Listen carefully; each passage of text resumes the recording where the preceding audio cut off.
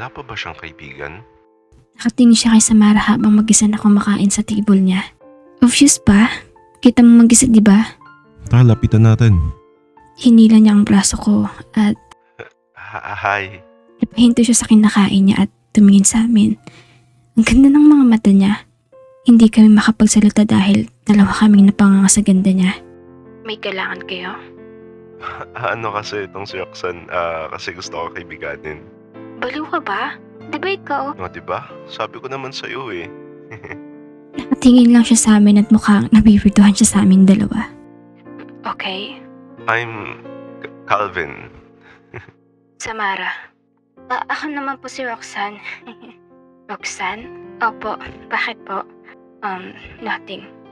Gusto mo sumabay ka sa amin mamaya mag-break time? Kaming dalawa lang din naman kasi magkasama eh. Pumayag naman siya sa alok ni Calvin. Kinuha namin yung table naming dalawa ni Calvin at paikot ang pwesto namin. Kaya magkaharap kaming tatlo.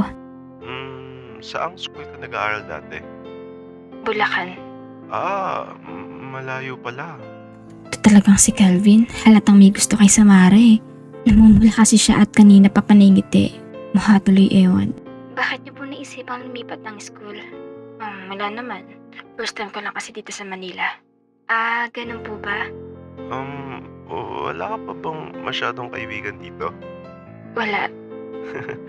Tamang-tama. Pwede ba kami maging kaibigan ni Roxanne? Diba, Roxanne? Oo nga po. Pwede.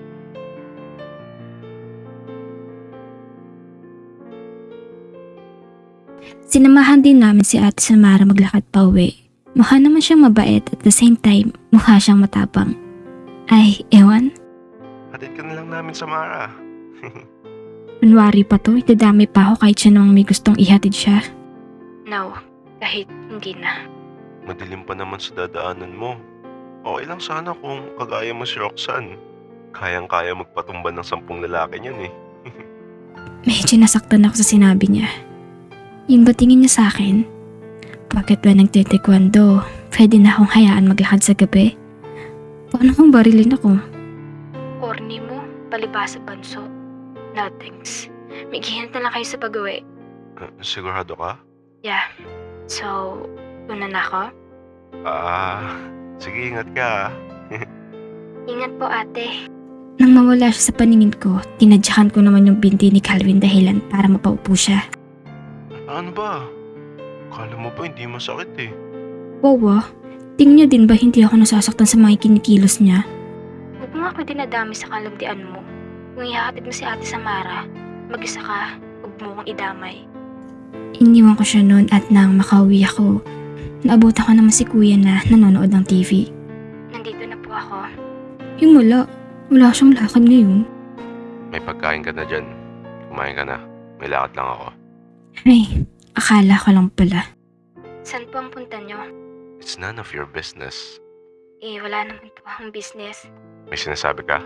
Wala po. Sige, kakain na ako. Ingat ka po sa biyahe. Lagi naman wala yan sa bahay eh.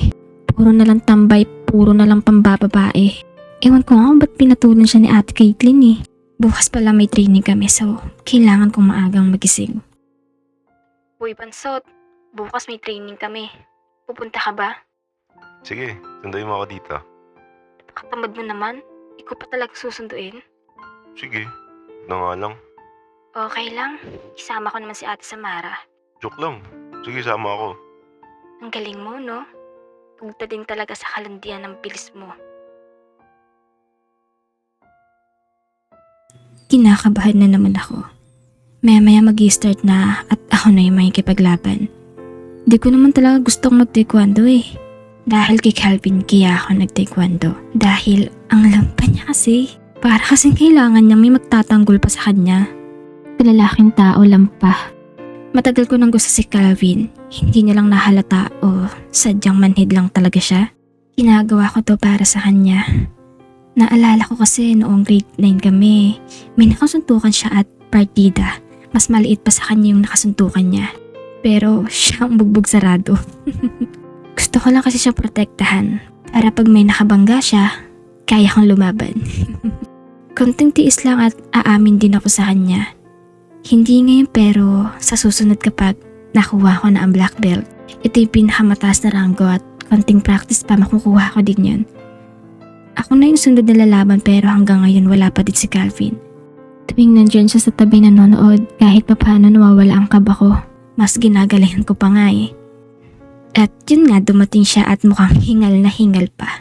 Napangiti ako at nakipaglaban na. Pero, talo. Wala ka pala eh. Suntukin kita dyan eh. Joke lang. Pero kahit pa paano nag-improve ka. Bakit naman? Dati di mo naiilagan yung sipa sa'yo. Ngayon naiilagan at napapatumba mo pa. Kaya goods naman. Medyo kinilig ako. Kaya tuloy kinanahan pa akong mag-ensayo. Kaya pagpraktisan ko.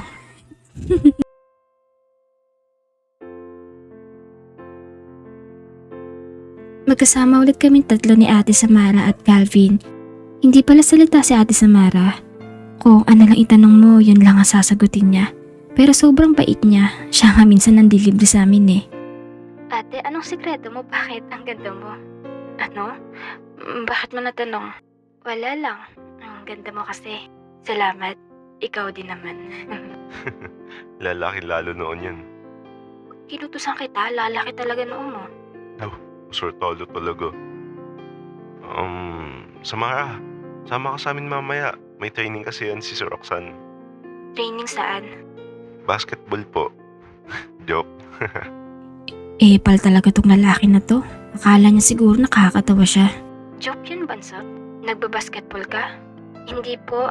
Taekwondo po. Break ka po mamaya? Oo. Wala din naman akong ginagawa. Yun no? Sinamahan ako ng Calvin sa training ko. Mas lalo tuloy akong kinakabahan dahil dalawa silang nanonood sa akin. Sa unang laban, okay naman. Ang lalaki kasi ng mga nakakalaban ko eh. After namin mag-training, umuwi din naman kami. Pawis na pawis ako at uhaw na uhaw. Ano Bansot? Wala ka man lang bang tubig? Wala eh. Kahit kailan talaga, di maasahan. Malay ko bang kailangan mo ng tubig? May tubig ako. Kinuha ni Ate Samara yung tubigan niya sa bag niya. Extra tubig ko yan. Dalawa kasi ang tubig na dala ko. Thank you, Ate. Buti pa si Ate Sam. Ikaw, anong ambag mo?